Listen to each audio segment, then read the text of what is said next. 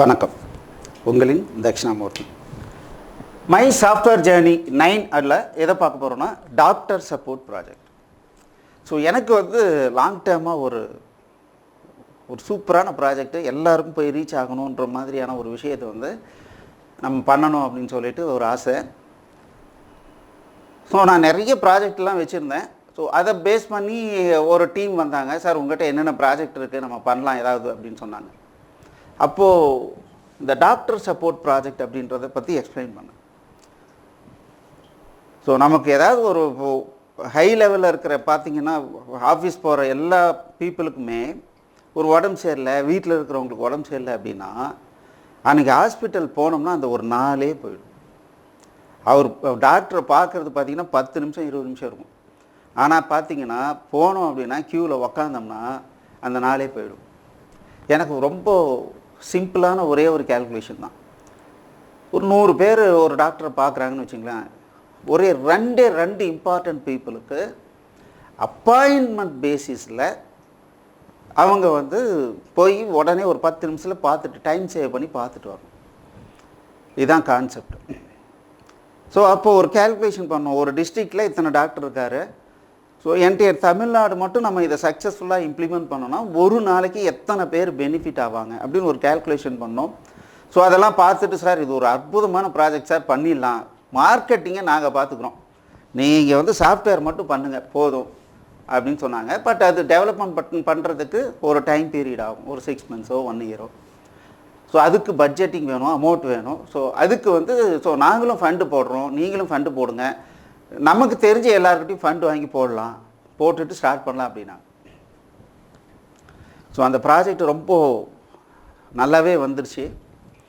So இது மாத்திரம் இல்லாமல் யாராவது கால் பண்ணி எனக்கு இந்த பிரச்சனை, நான் எந்த டாக்டரை பார்க்கணும் அப்படின்னா நீங்கள் இந்த டாக்டரை பார்த்தா உங்களுடைய பிரச்சனை சால்வ் ஆகும் அப்படின்னு சொல்லிட்டு. ஏன்னா டாக்டர்லேயே நிறைய வெரைட்டி இருக்காங்க, எல்லாருமே ஒரே மாதிரி டாக்டர் இல்லை.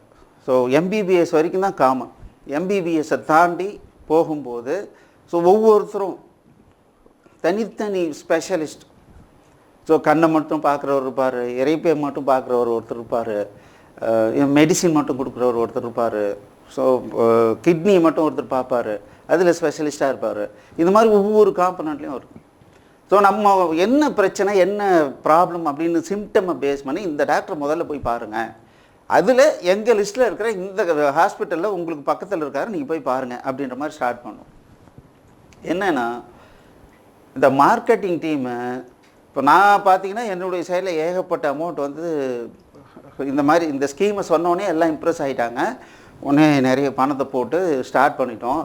நாங்கள் டெவலப்மெண்ட் பண்ணிகிட்ருக்கோம். மார்க்கெட்டிங் டீமுக்கு ஒரு பிரச்சனை, அதில் அமௌண்ட்டு போட்டவங்க நீங்கள் பண்ணுங்கள், ஸ்டார்ட் பண்ணுங்கள், நாங்கள் பண்ணிடுவோன்னு சொன்னவங்க மார்க்கெட்டிங்கே பண்ணல. ஒரு 6 மாதம் கழிச்சு சரி நம்மளே இதை ஸ்டார்ட் பண்ணுவோம், முதல்ல ஹாஸ்பிட்டல் கூட டைஅப் பண்ணுவோம் அப்படின்னு சொல்லிட்டு ஸ்டார்ட் பண்ணோம். அதில் நிறைய செட்பேக் வந்துச்சு. ஸோ 1 yearல ஏகப்பட்ட அமௌண்ட்டு செலவு பண்ணி மிகப்பெரிய லாஸ். பட் நாங்கள் முடிக்கும்போது ப்ராக்டோ அப்படின்னு சொல்லிட்டு ஒரு ஆப்பு, ஸோ அது வழியாக நம்ம டாக்டர்கிட்ட அப்பாயின்மெண்ட் ஃபிக்ஸ் பண்ணலாம், ஃபிக்ஸ் பண்ணிட்டு நேராக போய் பார்த்துட்டு வரலாம் அப்படிங்கிற மாதிரியான ஒரு இது வந்துச்சு. அதுவும் தமிழ்நாட்டில் சக்ஸஸ் இல்லை. தமிழ்நாட்டில் இருக்கிற டாக்டர்ஸ்லாம் ஒரே ஒரு பாயிண்ட் தான் சொல்கிறாங்க, சார் மணிக்கணக்கில் உக்காரட்டும் சார், அதனால் எங்களுக்கு ஒரு பிரச்சனையும் கிடையாது, உக்காந்தா தான் நான் நல்ல டாக்டர்னு எல்லாருக்கும் தெரியும், கூட்டம் இருந்தால் தான் நல்லா இருப்பாங்க அப்படின்னு தெரியும். சரி இன்னும் நிறைய நாள் இருக்குது, இந்த ப்ராஜெக்ட் இங்கே இம்ப்ளிமெண்ட் பண்ணுறதுக்கு நிறைய டைம் இருக்குதுன்னு நினச்சிட்டு ஸோ வேறு வழி இல்லாமல் அந்த சென்னையில் அதை ஆஃபீஸ் ஸ்டார்ட் பண்ணி அதுக்காக பண்ணோம். ஸோ அதை வைண்ட் அப் பண்ணிவிட்டு வரும்போது இது வரைக்கும் நம்ம என்னென்னலாம் நம்ம சேவிங்ஸ் பண்ணி ஏர்ன் பண்ணி வச்சுருந்தோமோ எல்லாம் ஒட்டு மொத்தமாக 0 ஆகிடுச்சி. அது இல்லாமல் நம்ம நண்பர்கள்கிட்டலாம் காசு வாங்குவோம்ல, அவங்க எப்போவுமே ஜெயிச்சா லாபம் எனக்கும் அப்படிம்பாங்க, தோத்தா என்ன என் காசை எனக்கு கொடு அப்படிம்பாங்க. ஸோ எல்லோரும் சார் என் வீட்டுக்கு ரொம்ப பிரச்சனை சார், காசு வேணும், எப்போ கிடைக்கும்னு சொன்னாங்க அப்படின்னு சொன்னாங்க.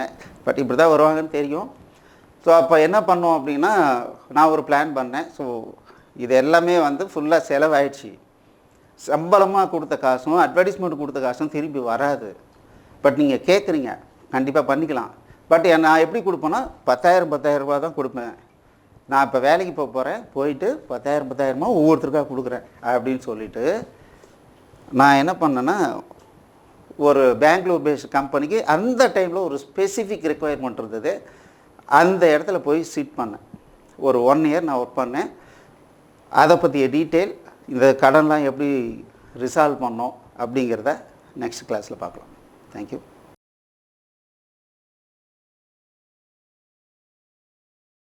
இந்த வீடியோ உங்களுக்கு பிடிச்சிருந்ததுன்னா எங்களுடைய யூடியூப் சேனலுக்கு முதல்ல சப்ஸ்கிரைப் பண்ணிக்கோங்க. இந்த வீடியோவை லைக் பண்ணுங்கள், ஷேர் பண்ணுங்கள். மேலும் இந்த யூடியூப் சேனலில் பார்த்தீங்க அப்படின்னா நிறைய கோர்சஸ் போட்டிருக்கோம். நீங்கள் என்ன பண்ணலாம் அப்படின்னா, எங்களுடைய வெப்சைட் அட்ரஸ்க்கு வந்தீங்க அப்படின்னா அதில் ஃப்ரீ கோர்சஸ் அப்படின்னு சொல்லிட்டு எல்லா யூடியூப் கோர்சஸையும் லிஸ்ட் பண்ணியிருக்கோம். உங்களுக்கு பிடிச்ச கோர்ஸை நீங்கள் ஸ்டார்ட் பண்ணி ப்ளே பண்ணலாம். நன்றி.